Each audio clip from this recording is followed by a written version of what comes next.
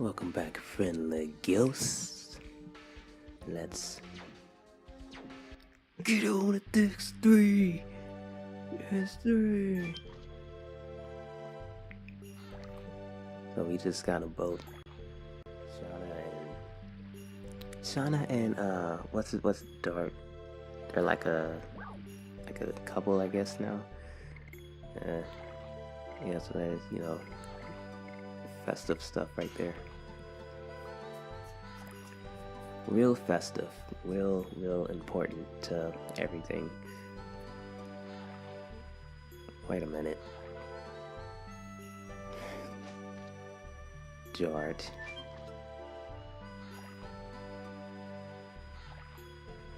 That doesn't even look like a hotel. Why would that be a hotel? They didn't even have beds, did they? Okay, so that's there. Let's go to the front.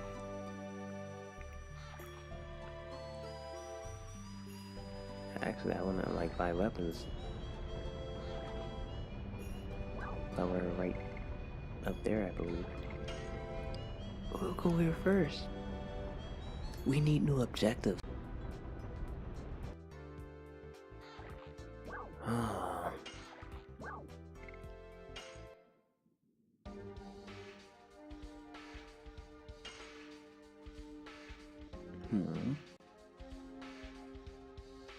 Yep, we're getting 3 of these. No, just 2. Maybe less. And I think we're going to reduce the angel's prayers even lower to only 1. Yeah, 1's good. These we're gonna leave it at 3 because it's boring not being able to use Dragoon attacks. And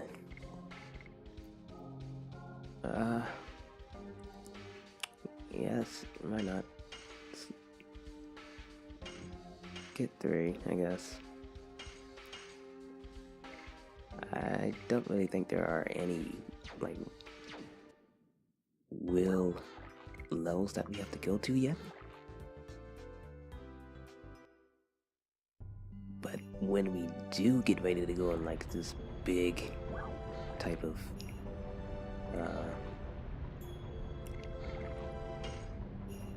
adventure into these various locations, battle locations, then I'm going to get more to the objections that we can't use this or that. We better replace weapons.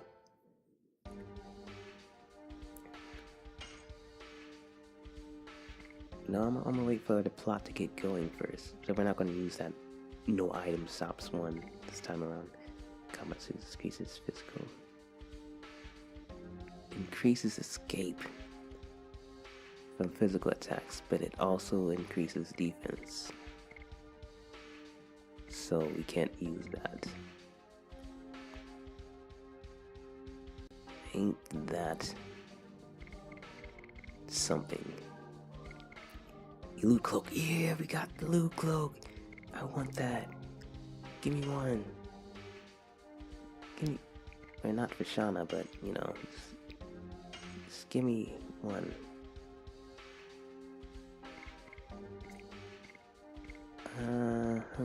Attack badge. Nope, that's pretty much all we get.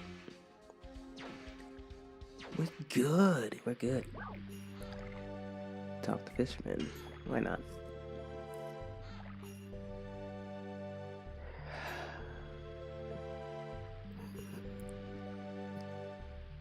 Are you the heroes from Terraroa? It seems there is no need for you to show up.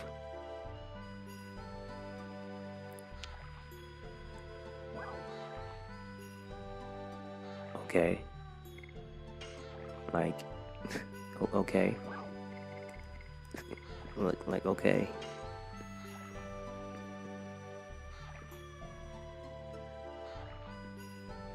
Rude.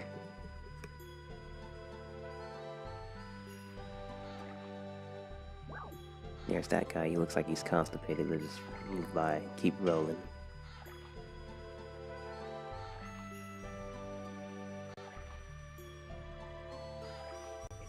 something, something. Da da da da da da.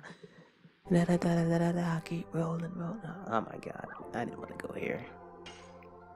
I'm just hitting buttons, so I'm not even looking at the screen. That's the only way to explain this.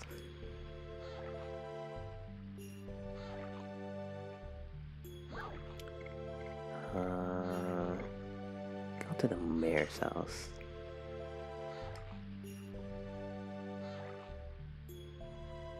Yeah, the ghost in the shell.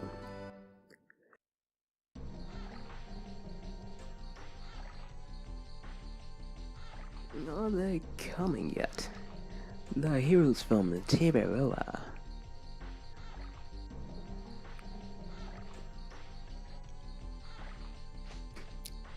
So yeah, let me talk about it real quick, if I may. Ghost in the Cell. The comparison between the actual movie, between the upcoming live action movie. I've always known it to be, I've never seen it, anything about the franchise, but I've known that it's more, it gets you thinking about what it doesn't mean to be a human and compared to being lifeless with the new upgrades for technology that the human race has evolved into, where the world is becoming more techno heavy. Humans are transforming into cyborgs and they're enhancing themselves all over, and so they're questioning how far are we going to maintain our humanity. That is the main character's main that's her main you know the word I'm looking for. I can't think of the word, but that's like her main aim right there, where she's just so concerned over that, and she can't come to grips that with a precise answer. So she's, the way that I perceived the movie when I saw it is that she's caught up in this. She doesn't really care about her past life, but she is concerned of whether she really is a life in itself. She wants to know if she really is her own person. And so the way I figure it's with her actions in the movie, that's maybe she takes routes that go against common sense in a slight way, because she's trying to prove to herself that she is human in some form of way, that she can make her own choices, that she can go against, she can just go against and have her own free will. That was like the main plot of the Puppet Master. Spoilers if you didn't see it. That he's his own free will and his own life form and this and that. In the live action movie, however, they have the Major as your typical, my past was stolen from me, or my life was stolen from me, so I'm going to get my life back. You created me, you've given me these things, but you can't dictate my next move. And it doesn't really, there's a big contrast between the two. Like, this one is so emotional and so self-aware about just things that just doesn't really fit with the narrative of the original movie. Like, and one of my biggest, I guess, critics for the live action movie was that Johansson, the character, doesn't really display emotions like that. She almost never blinks. She has lifeless eyes. And you're trying to mimic that, but Johansson, on the other hand, you could just hear so many tones of emotions in her voice. You can see the emotions on her face. She's sounds so vulnerable, and she lacks a lot of the oomph that the Major has. The Major is kind of bossy and knows how to do everything type. Take no prisoners, give no quarter, and this and that. She didn't give a crap. But in this Johansson's take, it's like she comes off as like such a victim here, and it's really hard for me to represent that with the same face as the franchise that it has set the tone for over the past 20 years. So that's my main gripe against the movie, is that I don't think that it's a really good casting, not just from a character standpoint, but from a visual standpoint as well. I just don't really see the resemblance there. But then I saw this clip of, I'm sorry for rambling about this. I saw this clip about behind the scenes, and they're putting a lot of effort into it. They're going with practical effects, I think that's what they call it, where they don't really use CGI, they just use man-made things, and they improvise and just make the best of what they're worth, and it really looks really great, and there's a lot of hearts behind it. So in that, I take a step back from criticism and I say, this is really cool. This is really cool to see them enjoying getting down like that and just putting passion first and try to make art. That's what it's about, making art. And with that, I think I'm going to give this movie a honest chance, and hopefully everybody else does too, because it's a great franchise. And you never know, and this may lead to greater ventures down the road if it succeeds. So, cross your fingers, and I'm sorry for rambling on for like 5 minutes. No, I couldn't sit still. I was pacing around, waiting for you. The story of your heroic deeds in Tiburon has reached us here in Fernie. It is wonderful what you did. And now I would like you to listen to my story. We don't have time, we just heard my story. Please, wait. I don't know what you're talking about. I would like to talk to you briefly about a sad situation in this village. Would you please listen to me? We have no time. Oh. Well, I see.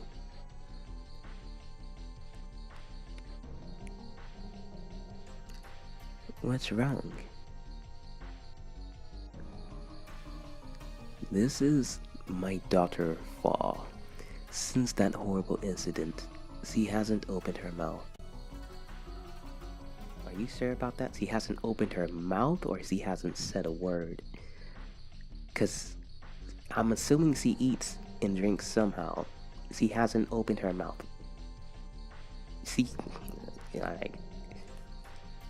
Are you really trying to tell me that? Is the story about the incident? I guess she never breathes out of her nose either, right? A few days ago, my daughter was attacked by a wolf. Fortunately, the injury was not bad. Hell, I'd say that injury was terrific. She never opens her mouth. She's going to starve to death, bro. she's a goner, man. Just say your goodbyes. Poor thing. Unless you teach her how to sip through her nostrils. It's a savage wolf.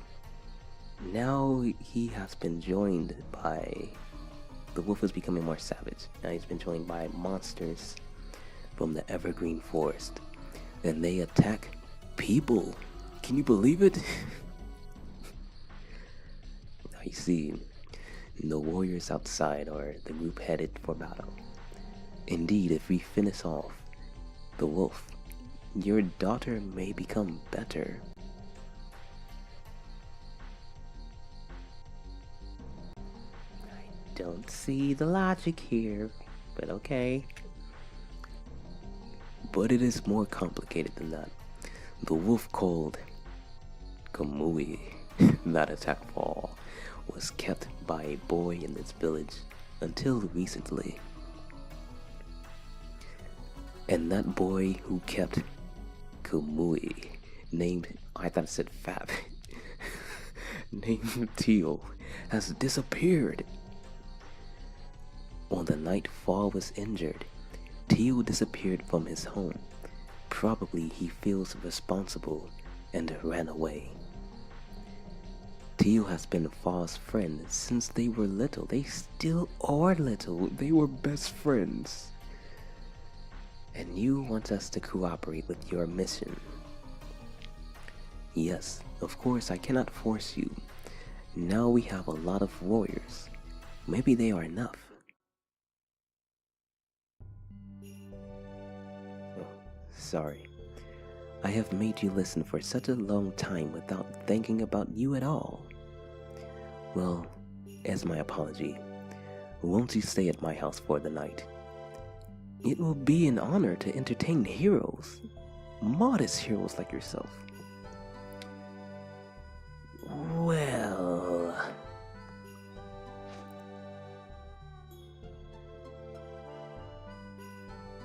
You like Shana. For tonight only.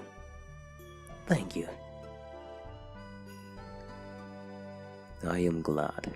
Fall is happy too. She has been lonely since her mother passed away. Now, let me see when you are ready to stay. Come back. I will prepare dinner with Fall.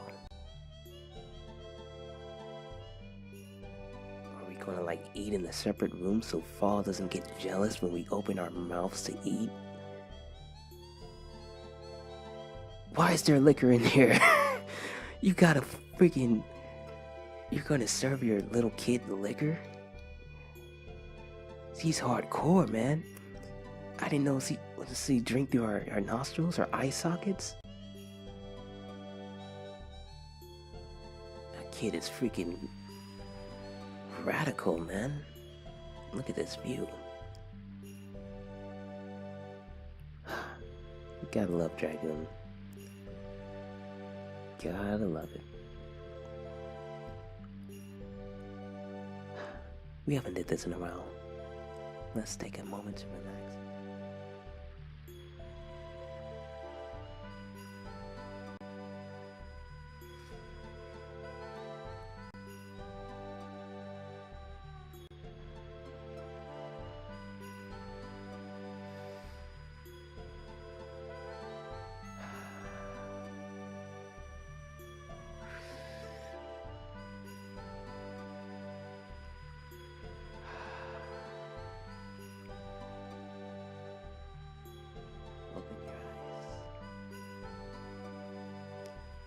Stretch it out.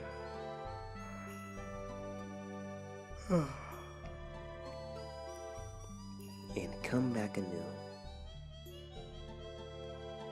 Are you ready to stay here? Not yet. I want to talk to Fall first.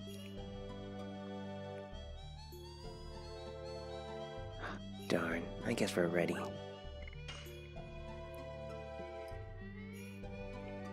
Let's have dinner.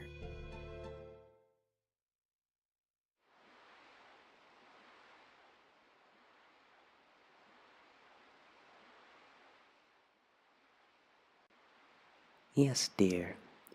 Are you sleepy?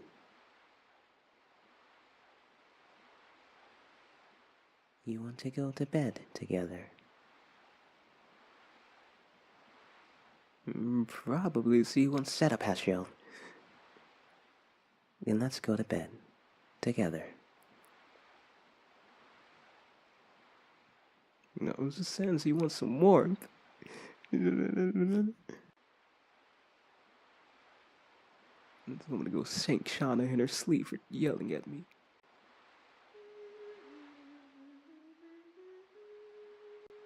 Hmm?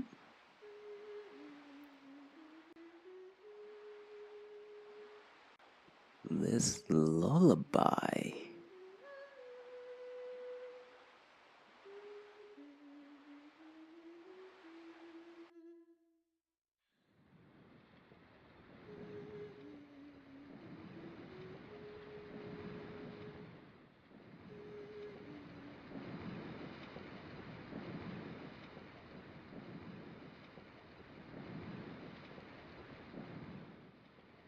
Isn't it a lovely tune?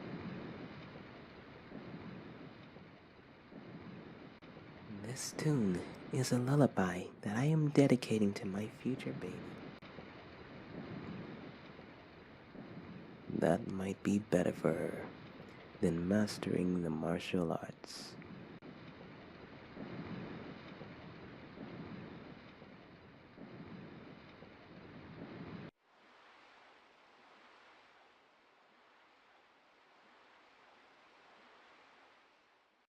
She is sleeping now.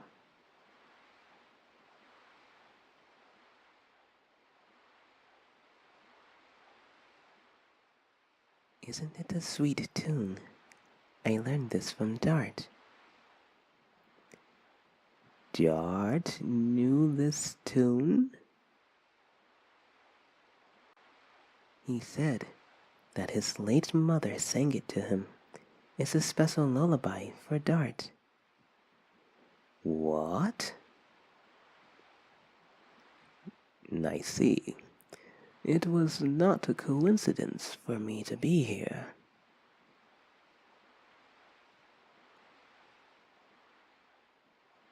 I am going to get some air. I need a timeout. It reminds me that Dart has been outside on the roof forever. Why don't you join him?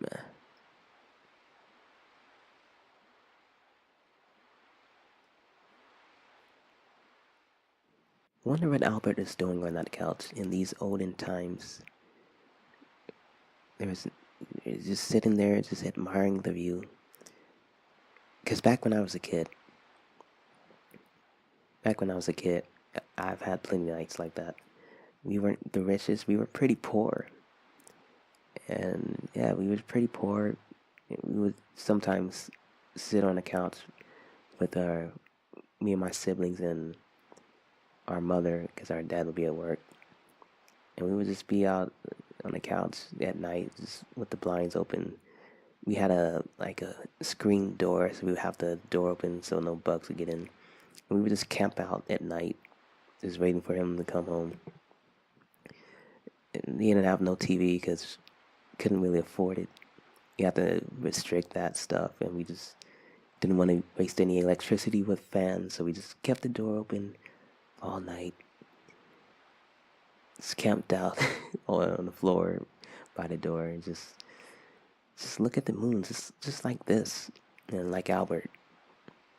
So yeah, it's funny how far times come, where you have so many substitutes that get around some of this stuff. Although there's still people who don't have the fortune to afford these sort of luxuries. So, hearts out to you guys. Keep your head up.